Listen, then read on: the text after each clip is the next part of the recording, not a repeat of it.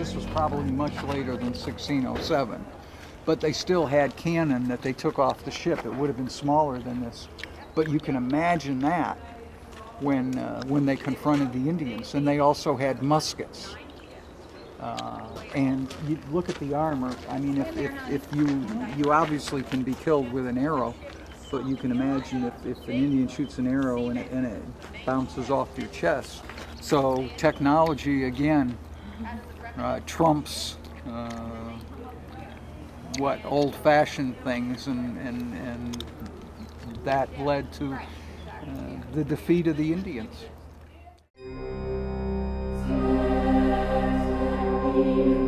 When the Pilgrims came, the next settlement I think was at about 1623 in Massachusetts.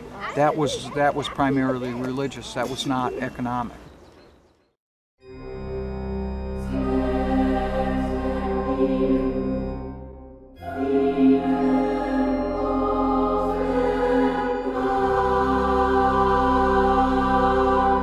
The Pilgrims in Massachusetts, they were the first ones because they were actually they lived in Holland for a while because they couldn't get the religious freedom that they wanted in England, so they went next to Holland in Amsterdam, I believe. And then finally they left Amsterdam to come to America where they could have religious freedom. But it was their religious freedom. So even in the early settlements, when they had religious freedom, it was my religion, my freedom, and if you come here, you're going to practice this religion. So even though there was religious freedom, it was religious freedom that they practiced. You had to belong to the church. They were required, even in Jamestown, they had to go to church. If they didn't go to church, there were penalties that were involved in that. So that was a very important part of the psyche of the people that settled here. Whether you wanted to be religious or not, you were going to be religious, or at least you were going to be in church.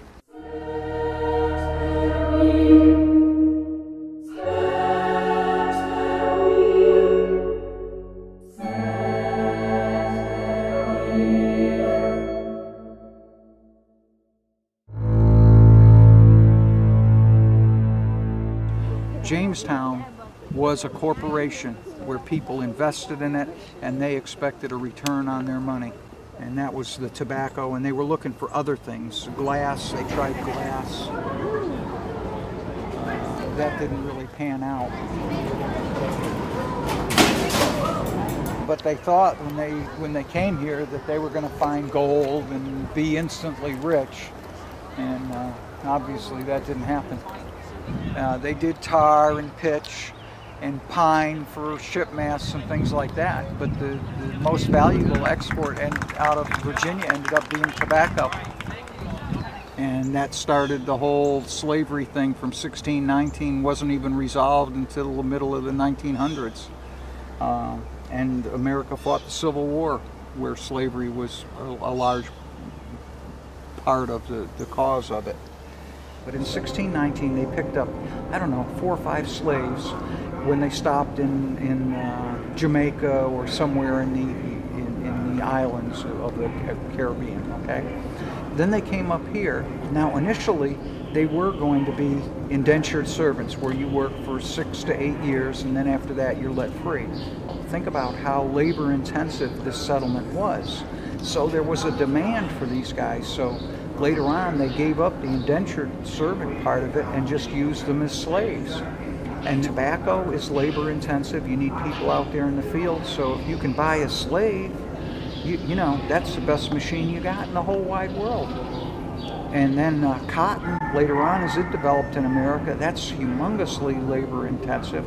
So that's the whole basis for slavery was economic. If I own a slave and they're a source of income for me, for the most part, I don't want to beat them and hurt them. I want them to be strong and work hard. So a lot of the stories sometimes of slavery are overdone in terms of beatings. Now, obviously, slavery is an evil thing, but it became politicized as. Remember, slavery was a southern institution in New England and northern states. They didn't have slavery. because they weren't farming. They were a mechanized economy.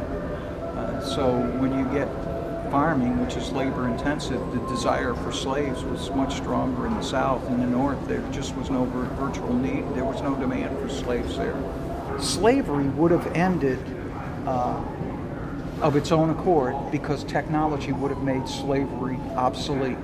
Because it's cheaper to have a machine than it is to pay for the upkeep of a human being. It's just that simple. But technology had just, in the 1860s, if they'd have waited 20 more years, slavery probably would have gone out of business because it was economically too expensive to keep people when you could use machines.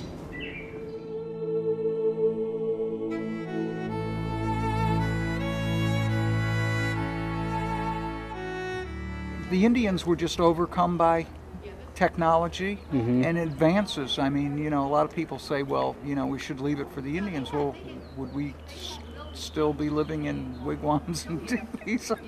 I mean, you know. So I get a kick out of it because in American history, a lot of times they'll say how mean we were to the Indians. Well, yes.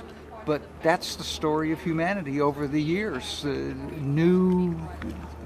New hordes of people, new ideas, they just overtake the old. That's what happens.